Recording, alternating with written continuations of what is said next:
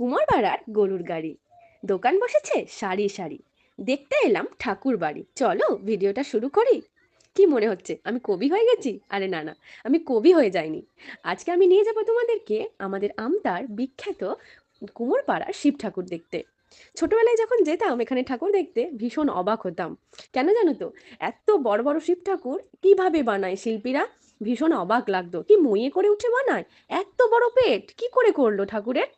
এখনো যাই, অবাক হই, হয়তো ছোটবেলার মতো না। যাই হোক, অনেক বছর গিয়েছিলাম না শিব ঠাকুর দেখতে। ভিড় হতো সন্ধ্যাবেলা, তো সেই মতো সময়ও করে উঠতে পারিনি, তাই যাওয়া হতো না। এবছর খুব মনে হচ্ছিল যে একটু ঠাকুর দেখতে যাই।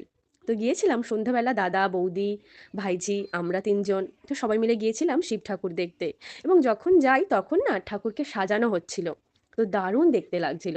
ঠাকুরকে মালা পরাচ্ছিল, ঠাকুর মন্দির পরিষ্কার করে সমস্ত কিছু সাজাচ্ছিল, খুব ভালো লাগছিল।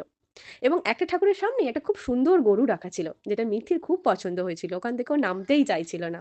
খুব সুন্দরভাবে চারিদিকে আলো ঝলমল করছিল, পরিবেশটা ছিল একদম অন্যরকম। আর মেলায় যাব না, মিথি যাবো আর মিথি ফু বেলুন কিনবে না, তাহলে ফু বেলুনকে অপমান করা হয় তাই না? তাই মেলায় কিন্তু মিথির ফু বেলুন কেনা বন্ধ হলো না। যাই হোক, এখানে একটা স্টেজ দেখতে পেলো মিথি, তো স্টেজ দেখতে পেয়ে মেয়ের তো নাচার খুব শখ হয়। ও নাচতে উঠে পড়ে স্টেজে, নাচে, সেখান থেকে নামবে না কিছুতেই। যাই হোক, অনেক বুঝিয়ে ওকে নামালাম। এরপর মেলায় তো অনেক রকমের দোকান বসেছে, তো সেই দোকানগুলো একটু ঘুরলাম, আমরা ফুচকা টুচকা খেলাম, কারণ মেলায় যাব ফুচকা যদি না খাই তাহলে তো হয় না। তো সবাই মিলে বিভিন্ন স্টলগুলো একটু ঘুরে ঘুরে দেখলাম, খেলাম। এবং বেশ ভালোই কাটছিল সন্ধেটা, কারণ অনেক রকম জিনিস আমরা দেখতে পেয়েছিলাম। আর একটা জিনিস, অনেক পরিচিত লোকের সঙ্গে ওখানে দেখা হচ্ছিল। তো কিছু কিছু কথোপকথনও হচ্ছিল সবার সঙ্গে, যেহেতু অনেকদিন পর সবার সঙ্গে দেখা হয়েছে।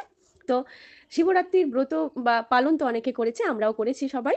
তো তোমাদের শিব পুজোটা কেমন কাটলো আমাকে কিন্তু পরের ভিডিওতে জানিও। আমরা তো ভালো আছি, তোমরাও ভালো থেকো এবং সকলকে ভালো রেখো। আজকের মতো এইটুকুই, আবার পরের ভিডিওতে